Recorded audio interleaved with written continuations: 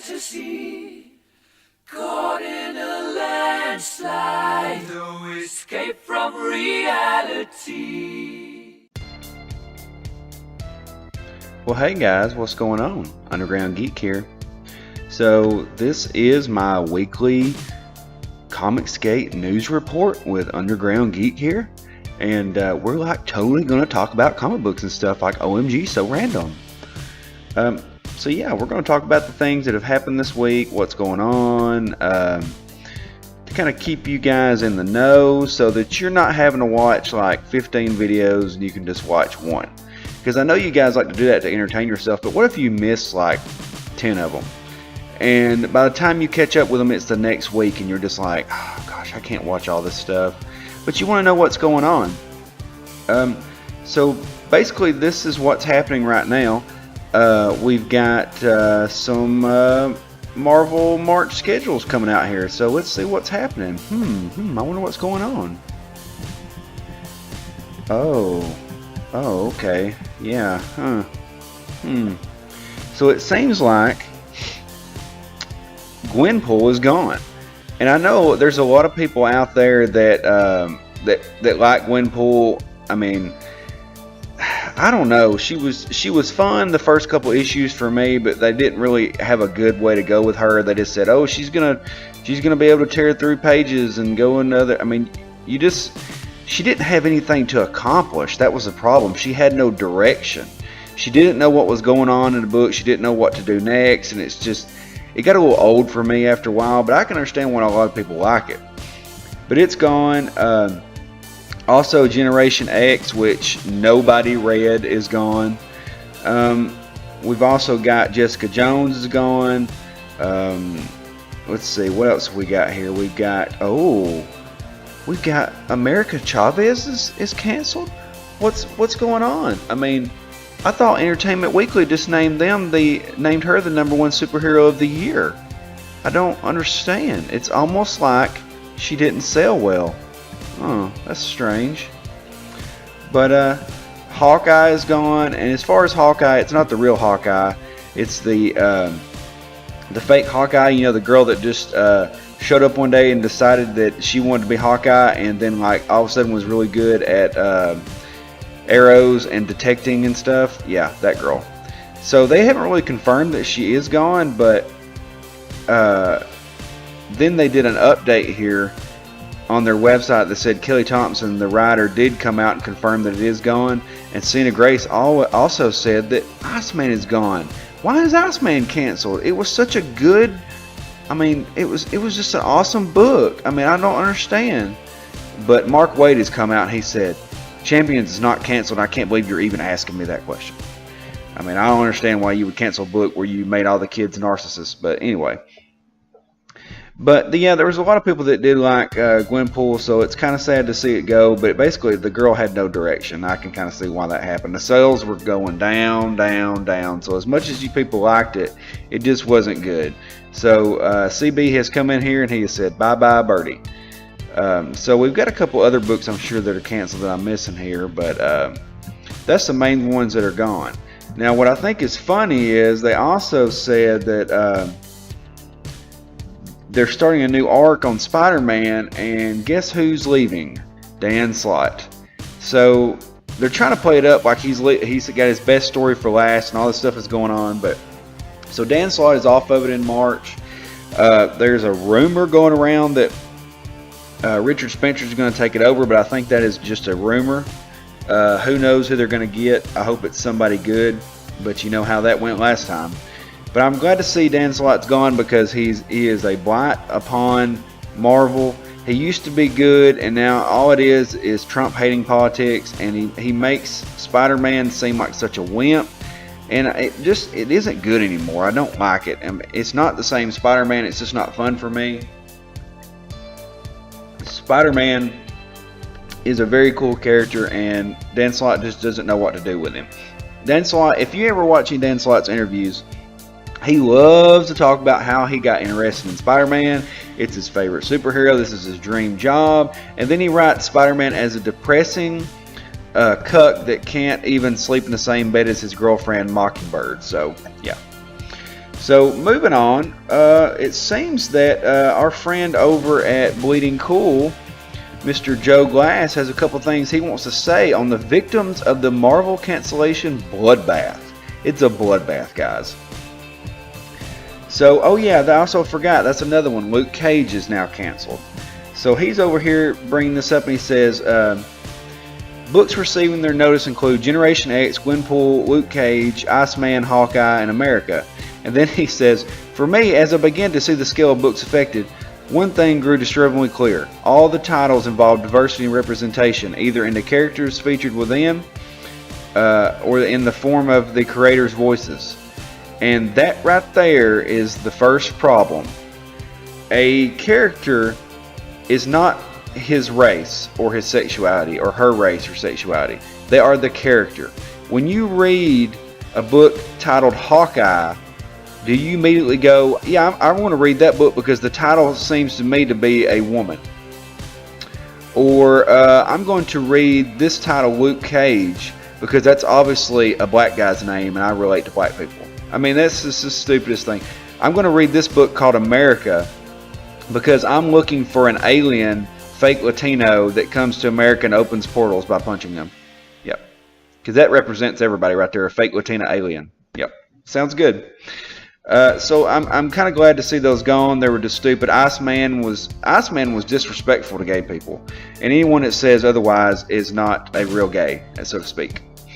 But he says after starting the year with a massive bit of bad press when it appeared as though Marvel blamed declining sales upon diversity and their perceived audience backlash to it, this is not a great look for them at the end of the year.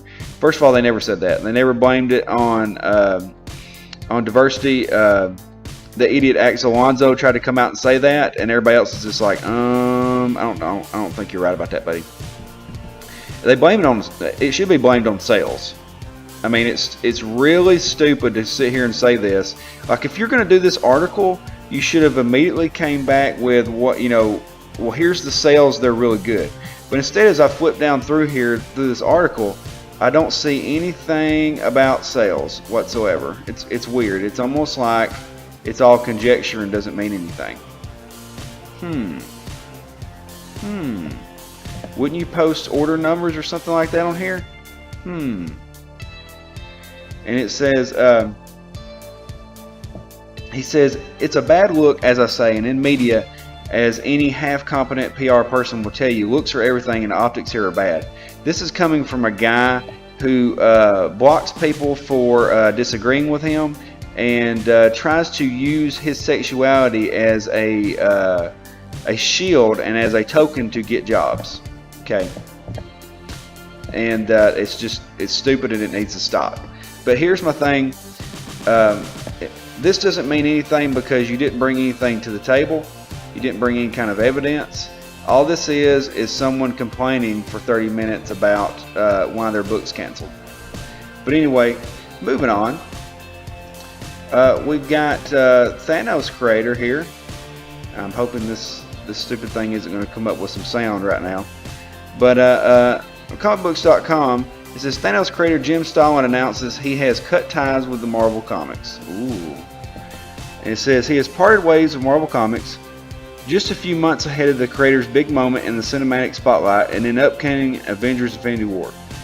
Starlin took to Facebook to clarify his status with Marvel Comics after a report surfaced claiming that Marvel had pulled him from any future Thanos stories. And he's pretty upset because, they didn't ask him to write the Thanos books that's out right now. He created the character and they didn't even ask him. And then he came out with a story and they told him no, and then published a story that was very close to what he had said, or what he had pitched. And he says right here, he says, in addition to two similar plots, Starlin called out Brevoort for not addressing the situation well. According to Starlin, the issue took a month to get a straight answer about, and by then it was too late. If Starlin, the creator of a character that is one of the main characters in your franchise right now, comes back with a question, you best answer it. I mean, how hard is it just to send him an email? But they're hiding. That's what they do. They hide from their problems. Starlin probably would have went in there and knocked his teeth out. So anyway, he has left, but at the same time, he is writing a new series. I'm going to try to get the more information on that for you. Starlin is trying to write out his own 3-book series on Thanos, so I hope that goes well. But anyway, it goes to show you that they don't really respect people. They don't respect the craft. To me, this is the same thing as disrespecting someone like Stan Lee. I mean, this guy made Thanos. And it says right here, he says he had 200 pages of script and 100 pages of pencils on the project when he gave the green light to a strikingly similar plot. The ongoing will be in print before the graphic novel trilogy. So he's doing his graphic novel trilogy, and this is very similar. And I'm just thinking, dude, you stole it. You stole it. How is it similar? It should not have been anywhere close if you were going to do something like that. And I mean, that just goes to show right there that Brevoort needs to go. He's one of those that, you know, just needs to get the boot. And I know you can't fire everybody at once, but if you're CB Cebulski, you're looking at this guy right now. He's directly under you. You're looking at this guy right now, and you're going, do I want to keep this guy? But anyway, moving on. It's a slight upon the company. It's disrespectful at this point. So anyway, in other news, over at Sci-Fi Wire, and Sci-Fi Wire gets my attention a lot because I have a friend that works there, and he's I wouldn't say he's extreme left wing, but he's pretty close. So this group of people is perfect for him because they're all the same. And they said Disney weighs in on divided audience response to Star Wars: The Last Jedi. This is a very slated story right here, a very slight story, because let's just read what he says by Matthew Jackson here. He says, Star Wars: The Last Jedi has been out since Thursday, and one of the biggest headlines surrounding the film, other than its incredible box office performance, incredible guys, has been how divisive the film is proving to be among fandom, or at least how diversive it seems to be. And then they go on to talk about Rotten Tomatoes, giving it a 93 percentile. There's a very good guy online that talks about this kind of stuff that I'm subscribed to. He talks about what Rotten Tomatoes really is. Rotten Tomatoes is an opinion piece website. That's all they are. They're opinion pieces. Just like this is an opinion pieces. Because he doesn't show any facts. He's just talking about things over and over. And anything they say, you need to take with a grain of salt. And right here he says, in contrast, audience reviews on the site are only 56%, saying that they don't really like the, over almost half doesn't like the film. Now there's another video online where a guy goes on to talk about 5 different critic websites, and they all give an extremely high rating from the critics and around 50% from the audience. What does that tell you? That someone is being a little bit biased towards the movie franchise right now. There's hundreds of reviews out right now of Star Wars: The Last Jedi. You can go to Doug Ernst. You can go. You can go to Diversion Comics. You can go. Just about anybody is going to have a video up about it now. I didn't really talk about it because I haven't seen it and I don't really plan on watching it. It just doesn't do it for me anymore. Let people breathe. Disney needs to let people breathe with these Disney movies. What they should have done is they should have not done this trilogy, and they should have done a Boba Fett TV show on HBO like they said they were going to do years ago, and stop trying to suck the life out of the franchise and out of the customers. But here's the thing. Watch the movie if you want to watch it. Don't watch it if you don't want to watch it. Do not let people like Rotten Tomatoes judge your opinion. And even this right here, even the 50%, I would say it's funny. It's funny to laugh at, but don't let that, watch what you want to watch. And he says, just like right here at Cinema Score, it says gives it an A. And the Cinema Score is another one of those that if you go to, it's around 50% of the viewers didn't like it. And then he goes on to say that people will they will go on there on the websites like Rotten Tomatoes, make fake accounts and give the movies bad grades in order to drag the score down. And I'm like, if you're going to bring that up, couldn't you also say that the reviewers are just giving them good scores because they're getting paid to? I mean, that's the stupidest thing I've ever heard of. And it goes to show you the biasness that these people have. But moving on to one of the funnier stories here. Our boy Ian Chong over here at Dangerous writes a piece about our resident bad boy, Ta-Nehisi Coates. I mean, look at how pompous that face is. But don't let him open his teeth up though, because it looks like a Clydesdale.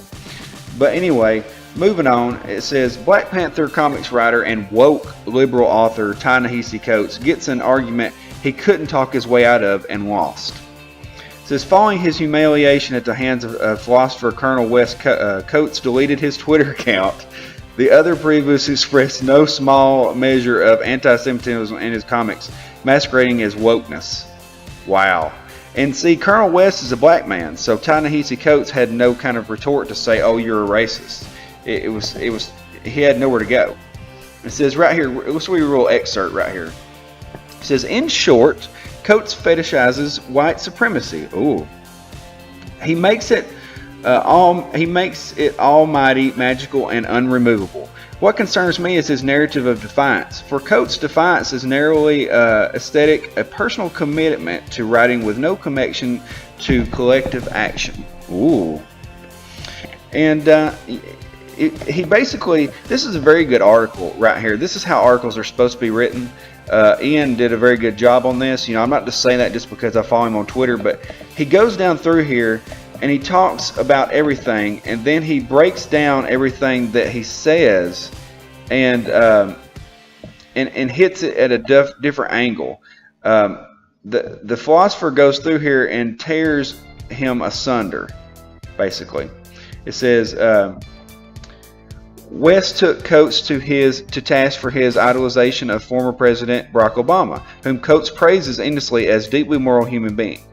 Coates praises Obama as a deeply moral human being while remaining silent on 563 drone strikes, the assassination of U.S. citizens with no trial, the 26,000 bombs dropped on 5 Muslim-majority countries in 2016, and 550 Palestinian children killed with the U.S.-supported planes in 51 days, etc.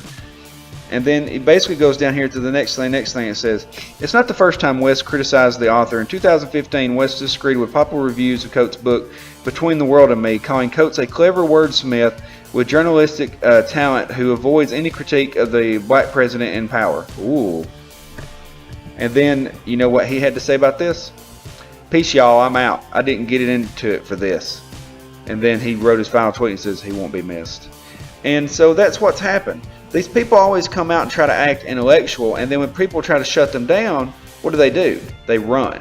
This is what they've done their entire life, and this is what they're going to continue to do. The book sales on Black Panther is terrible. The book sales on Black Panther and the Crew are 0 because it got canceled at issue 2, but they let him continue to issue 6. And then now we have a new Black Panther book coming out called The Rise of the Black Panther, which is about a different Black Panther. And we have a different guy writing this. Now what's funny about the new guy writing this is he actually consulted with Ta-Nehisi Coates on Ty's recent books. So he would go and ask this guy about Black Panther because supposedly this guy was very versed on Black Panther. So you don't even know what you're writing about.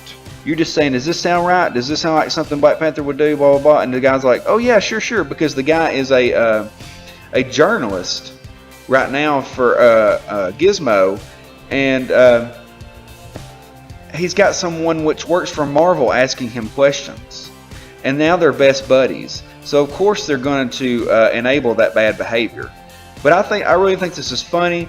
West just come out and basically pistol whipped him in the face and then took his belt off and finished him off.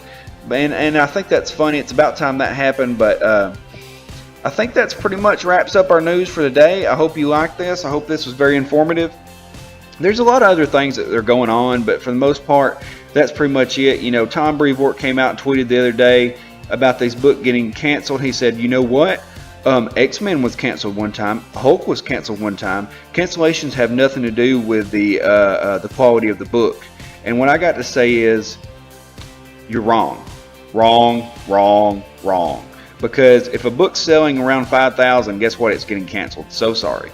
But that's all I got to say, guys. I hope you liked the video. Hit the like button, hit the subscribe button. This has been this week's news with Underground Geek, and just let me know what you think about it and what you'd like to hear me talk about later on. All right, talk to you guys later. Underground Geek out. I wish I knew you when I was young.